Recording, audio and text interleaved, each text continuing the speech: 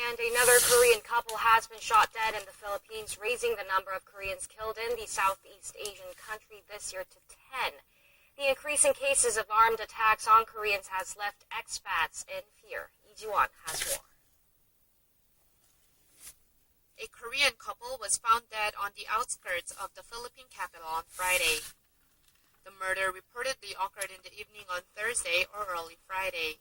The husband in his 50s was shot dead by an unidentified assailant inside the house. His wife in her 40s was supposedly shot outside the home while attempting to flee.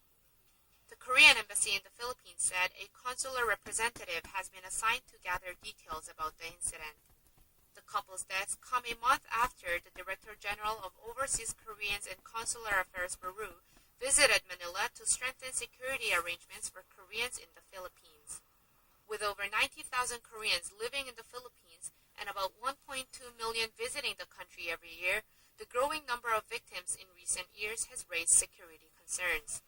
Lax gun control in the Philippines has been cited for the growing trend in lethal attacks. The latest deaths take the total number of Korean victims in the Southeast Asian to 10 this year.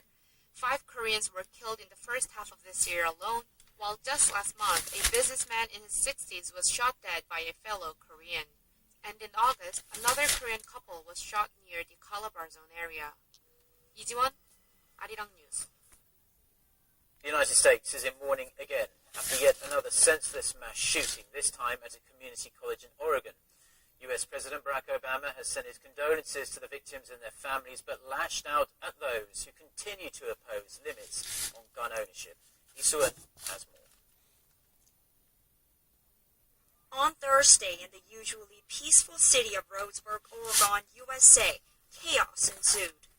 A gunman reportedly demanded that his victims reveal their religions before opening fire at a community college, killing at least 10 and injuring 7 others. The number of casualties is lower than earlier reports, but the community has been left in shock and despair. American broadcaster CBS News reported that the shooter was a 26-year-old man by the name of Chris Harper Mercer. Police confirmed Mercer died after an exchange of gunfire with officers, but said it's too early to comment on motive or whether he acted alone.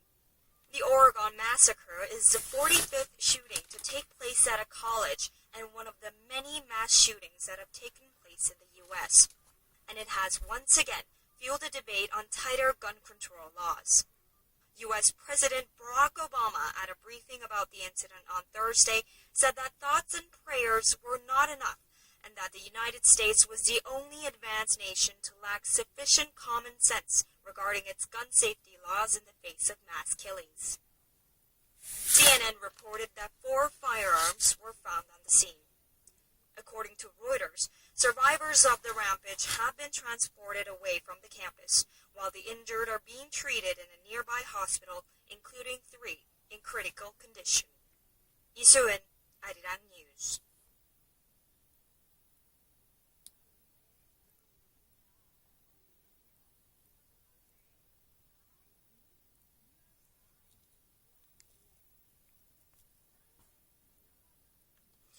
Despite the ups and downs, the Inter-Korean Kaesong Industrial Complex has managed to be very productive. According to South Korea's Unification Ministry on Sunday, since opening in 2005, the factory park has recorded a total production volume worth more than $2.9 billion as of July. Although no official data is available yet, the average monthly production volume has hovered around $46 million this year, so the total output will likely surpass the $3 billion mark in August. And if not for the suspension of operations in 2013 due to inter-Korean tensions, that number could have been much higher.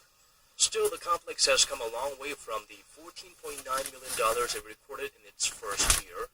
Currently, 124 South Korean companies and 54,000 North Korean workers keep the complex going.